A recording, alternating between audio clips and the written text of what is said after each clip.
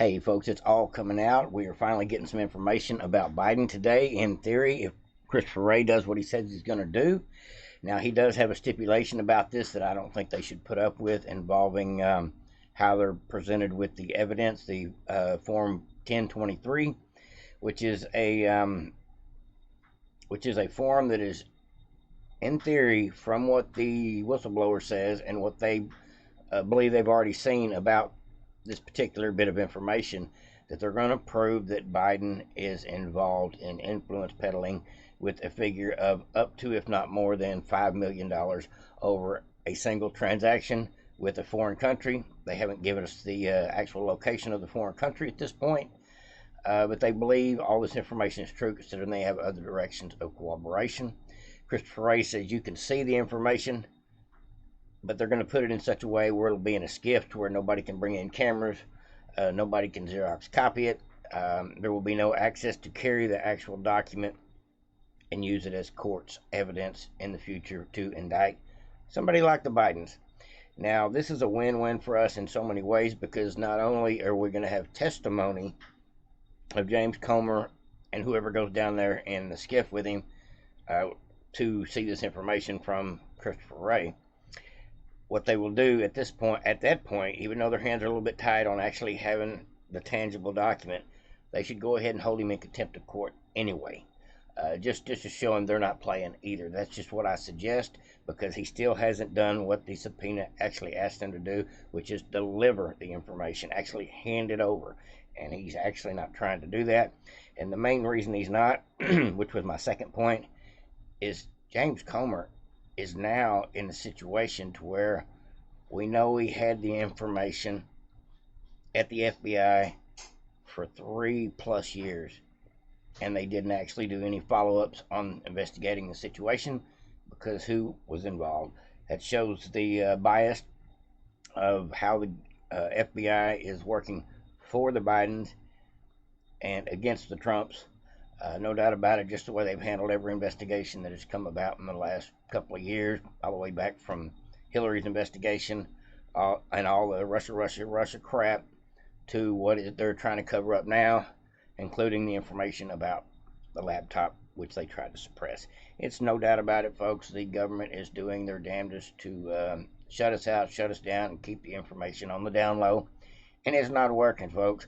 The American people will know. More people every day are finding out through listening to even places like Fox. Some of the liberals that listen to Fox are finding out from people like Maria Bartiromo that this stuff is not fake. This stuff is real. It's coming out like falling like dominoes, coming out left and right. Whistleblowers showing up every day from different agencies saying, I got some proof too.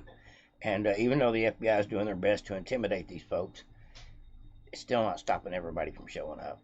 There's no one way or another the Bidens will be exposed for several of these alleged crimes, and this is just one of many we're going to get to the bottom of. I have to believe that at this point. But the damning part of this information is not just what will come out about the Bidens, but what actually was partaking in the 7th floor of the FBI building that involved nobody going after the Bidens when they had him allegedly dead to right on a influence peddling scheme with a foreign national. FBI should be held accountable for this. I believe that the Congress will take note, take names, and hopefully kick ass behind it and change some legislation to prevent people in the FBI like Christopher Wray for having ultimate power, even the power to lie to the American people and get away with it, create investigations in the name of smear tactics. And so I got a couple video clips here for you folks, a couple different ones that I thought were really interesting that I was watching over on Fox earlier today. And let me just say the first one's good, explains a little bit about what I'm telling you about, but the second one tells a little bit about how Trump, what they're going to try to do to Trump because of what is happening to the FBI. They are literally at the point, like James Comey said this morning, talking to Jen Psaki, I think it was. He said, I got to vote for Biden. We got to get somebody back in there, and it's for law and order and justice. He's scared shitless that Trump's going to get back in there and have his own attorney general do the short work of taking these suckers out, taking them out of office, taking them out of their jobs, taking them to jail if need be, depending on what they did to disrupt our country, cost the country, and defame Trump at the least. Let's go ahead and jump into the video.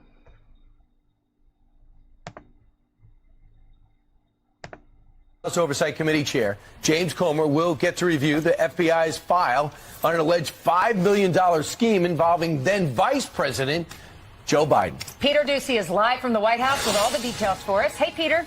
Good morning. House Republicans have been making some big accusations for months about Biden family corruption, and now they're trying to prove it. They got a tip that the FBI got a tip several years ago alleging a conspiracy where Joe Biden would get millions of dollars from a foreign national in exchange for making policy decisions that the foreign national wanted. If this was in fact a credible allegation that was made, this was 3 years ago. That means it's been in the vaults of the FBI for the last 36 months, to include a presidential election in which Joe Biden was the primary candidate for office. And if they took no action on a credible allegation like this, there was not even a preliminary investigation, there should be some major questions about the politicization of the FBI.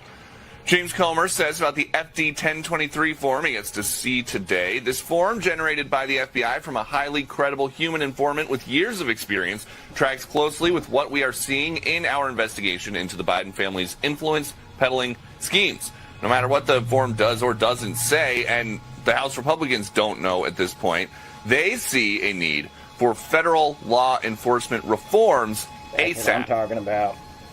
And so it's important that we continue to move forward to bring this to the American people, but also, too, that we, I think, do a house cleaning within our DOJ, because as you had stated earlier, they are protecting this family. This corruption scheme has been going back to the time that Joe Biden was vice president. With the amount of evidence that's coming forward, it's scary to think that this guy that's currently sitting in the White House has become this corrupt, and it's really only doing one thing, and that's aiding and abetting the Communist Chinese Party.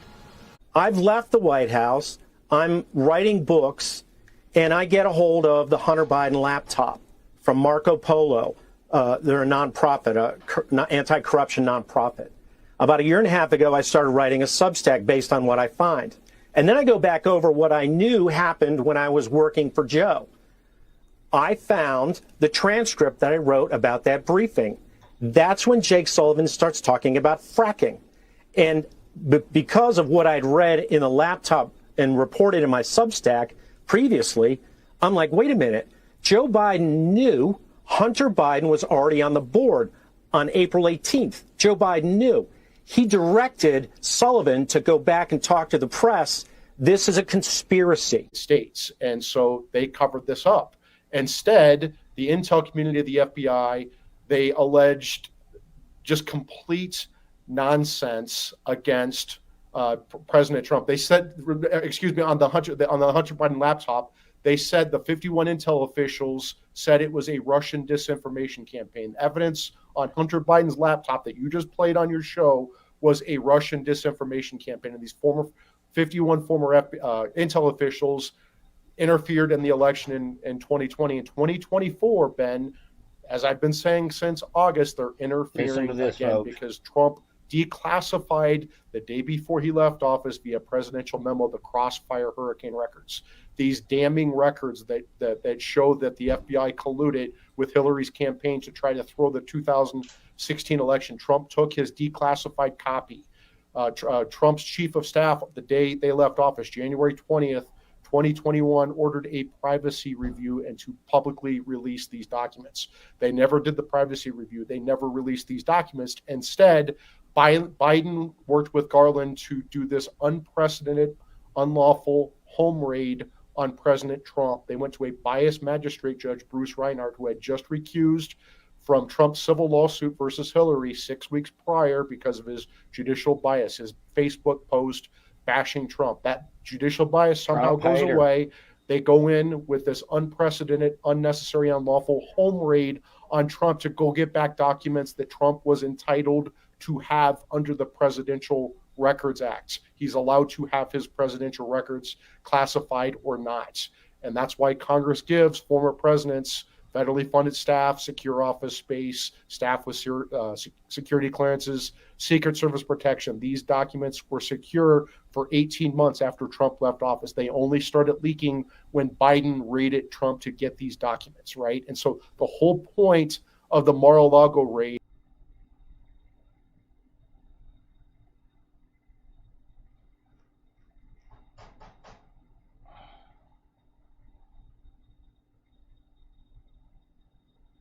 they say it was classified documents. That's nonsense. It was to get back Trump's damning Crossfire hurricane records, and that's what's coming next.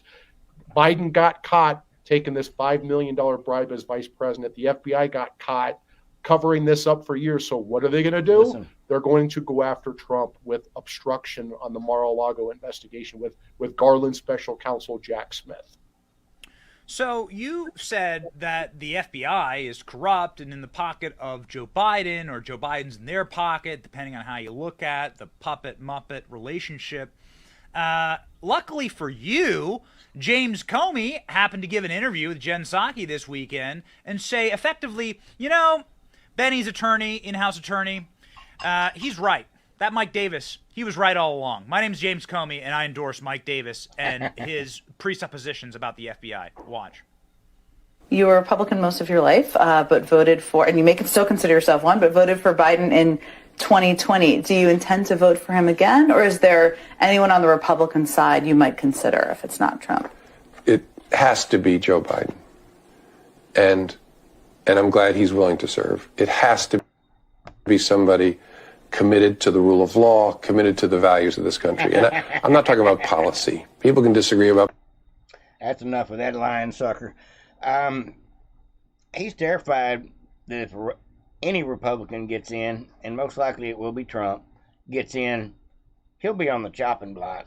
Not just for lying to the Congress, but for all the things he's done against this country. There's a lot of terms start with a T, TR, treacherous, treasonous, a travesty, all behind this guy's lies, manipulation, and between him and Adam Schiff and the CIA director and Obama, Hillary, and Joe, they done their best to take Trump out, and they got caught. And I'm just glad to see this information's coming out, folks. Everybody like, subscribe, and share to Vote of Patriots. Have a great evening. Over and out.